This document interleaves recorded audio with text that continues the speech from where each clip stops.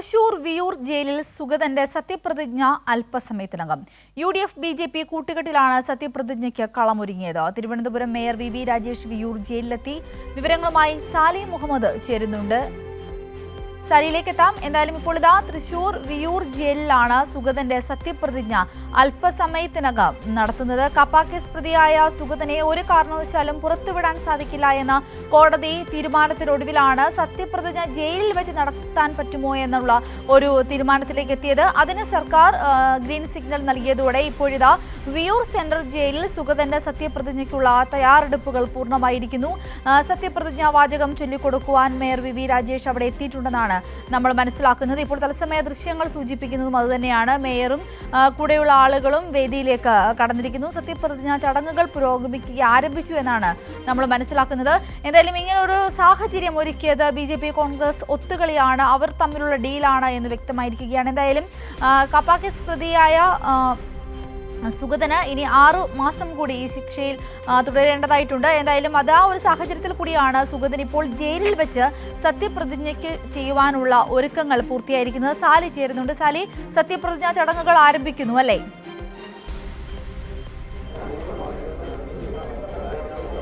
തീർച്ചയായും സുഗതനെ ജയിലിനുള്ളിൽ നിന്ന് സത്യപ്രതിജ്ഞ നടക്കുന്ന ഹാളിലേക്ക് എത്തിച്ചിട്ടുണ്ട്. ഇവിടെ സത്യപ്രതിജ്ഞാ ചടങ്ങ് ആരംഭിക്കുകയാണ്. വേദിയിലുള്ളത് Thiruvananthapuram corporation secretary, Thiruvananthapuram corporation mayor VV Rajesh, jail superintendent, ഈ 3 പേരാണ് വേദിയിലുള്ളത്. ചടങ്ങുകൾ ആരംഭിക്കുകയാണ്. സത്യപ്രതിജ്ഞയ്ക്ക് മുന്നോടിയായി സെക്രട്ടറി സംസാരിക്കുന്നു. ഉത്തരവിന്റെ അടിസ്ഥാനത്തിൽ തിരുവനന്തപുരം നഗരസഭയുടെ വാർഡ് 20 വാഴോട്ടുകോണം കൗൺസിലറായി തിരഞ്ഞെടുക്കപ്പെട്ട ശ്രീ R സുഗതന്റെ സത്യപ്രതിജ്ഞാ ചടങ്ങാണ് ഇന്ന് വിയൂർ സെൻട്രൽ ജയിൽ ലൈബ്രറി ഹാളിൽ വെച്ച് നടക്കുന്നത്.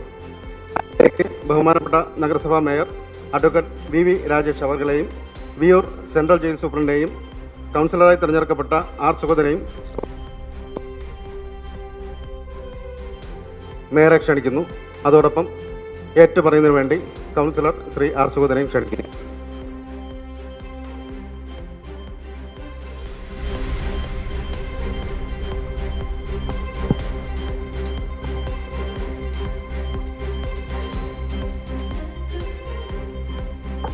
തിരുവനന്തപുരം മുനിസിപ്പൽ കോർപ്പറേഷനിലെ കൗൺസിലറായി തിരഞ്ഞെടുക്കപ്പെട്ട സുഗതന എന്ന ഞാൻ നിയമാനുസരണം നടപ്പിലാക്കിയ ഇന്ത്യൻ ഭരണഘടനയോട് യഥാർത്ഥമായ വിശ്വാസവും കൂറും പുലർത്തുമെന്നും ഭയശങ്കയോ മമതയോ വാത്സല്യമോ വിദ്വേഷമോ കൂടാതെ ഞാൻ എൻ്റെ ഔദ്യോഗിക കർത്തവ്യങ്ങൾ യഥാവിധിയും വിശ്വസ്തയോടും കഴിവും അറിവും വിവേചന ശക്തിയും ഉപയോഗിച്ചുകൊണ്ട് നിർവഹിക്കുമെന്ന് ഈശ്വരനാമത്തിൽ സത്യപ്രതിജ്ഞ ചെയ്യുന്നു.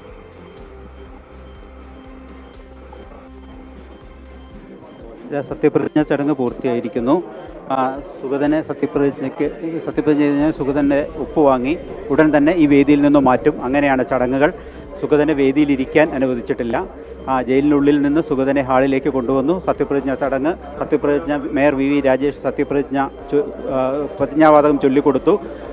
സുഗതൻ ഏറ്റുചൊല്ലി ഒപ്പിട്ട് നടപടിക്രമങ്ങൾ അവസാനിപ്പിച്ചിരിക്കുന്നു. ഇപ്പോൾ തിരുവനന്തപുരം കോർപ്പറേഷൻ സെക്രട്ടറി അറിയിച്ചിരിക്കുന്നത് ചടങ്ങുകൾ പൂർത്തിയായിരിക്കുന്നു എന്നുള്ളതാണ്. അതായത് ചരിത്രത്തിൽ അപൂർവമായൊരു സാഹചര്യത്തിന് സാക്ഷ്യം വഹിച്ചിരിക്കുന്ന കേരള രാഷ്ട്രീയം എന്ന് പറയാം.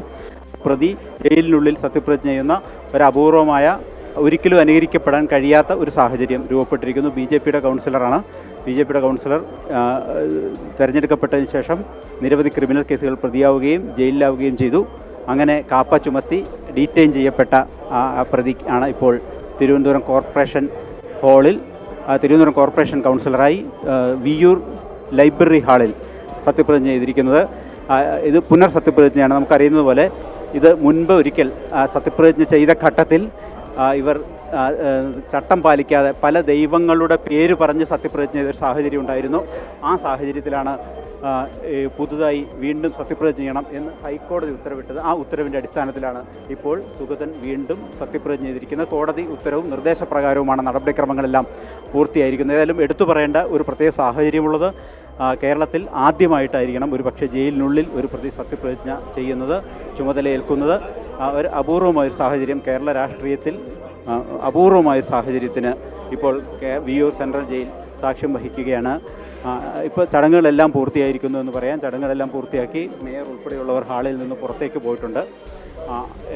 സുഗതനെ തിരിച്ച് സെല്ലിലേക്ക് മാറ്റുകയും ചെയ്തു.